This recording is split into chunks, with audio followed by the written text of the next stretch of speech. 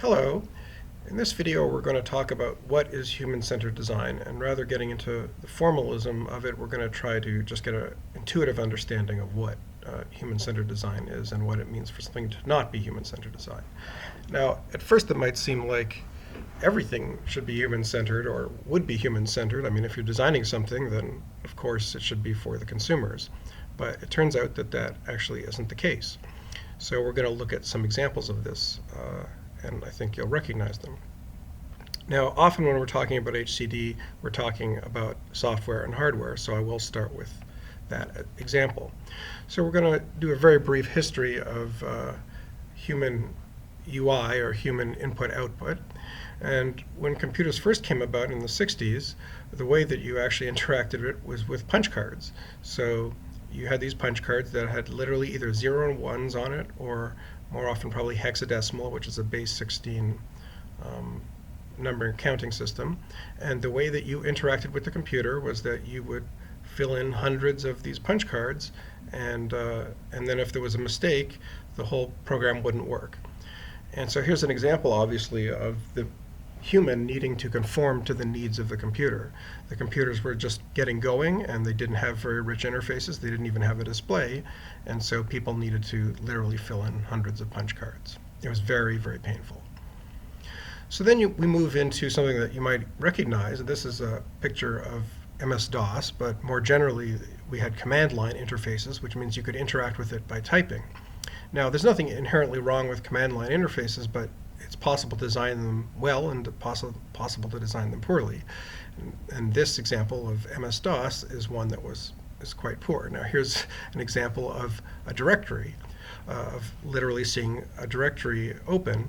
And what you'll see about it is it's using the famous 8+3 file method, which is that the name of the file had to be 8 characters or less, and then there would be a period, and then there would optionally be 3 letters that you could use for the file name.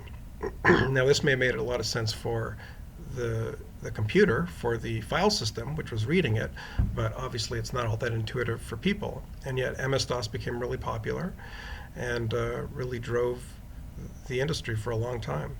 So here's an example of something that really was not human design centered and yet became very popular. And almost at exactly the same time, in the 80s, you had people at Xerox PARC and then moving this over to Apple who were working on a graphical user interface. And the graphical user interface allowed you to use pictures, and here we can see was really the same thing, which is a directory structure, and you can see nice pretty pictures, and you can see actually that the length of the names are longer than 8 characters, and that you don't see a dot in any file names. And there are actually icons, and you can move things around. And I mean, obviously we're all familiar with the graphical user interface, and the technology was about the same. So there's 2 examples of technology at about the same place, but the actual interface being, one is human-centered and one isn't.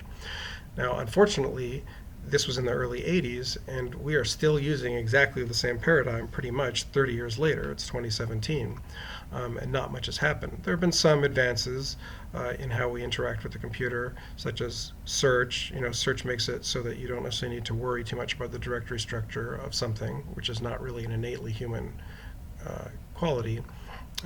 And then now we're starting to see speech, which is obviously much more human-centric if it can be designed so that people can speak naturally.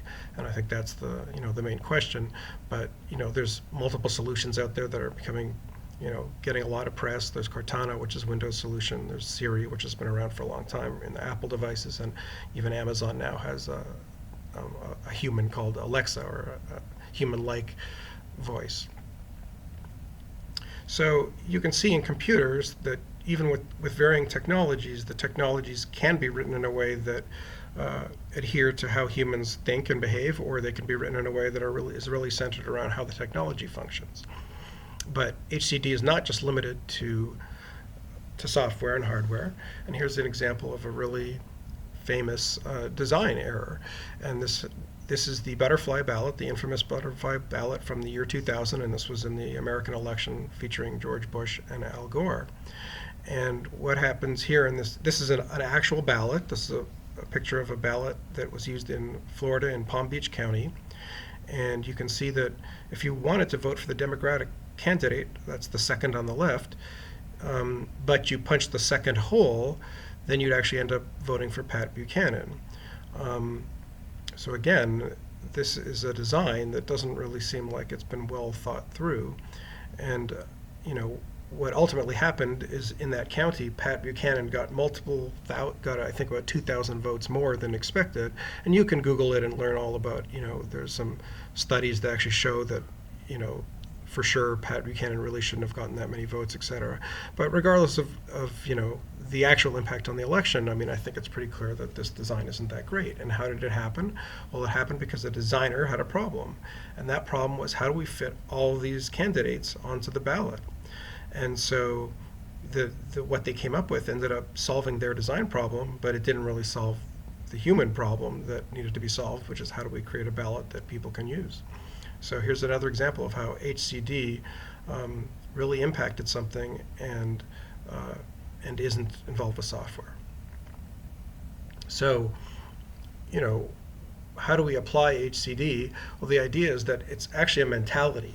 It's a thought process that makes it so that you as a user, you as a designer, need to step out of your shoes as a creator and think about how would a user actually do something. And so really critical to the whole HCD process is being able to step out of your shoes and pretend that you're somebody else. And that's really critical to being a designer. Now, I haven't talked at all about the actual process, and that's what we're going to do in the next video. Here's just a brief overview of it, and we're going to do a deeper dive into this image. Thank you.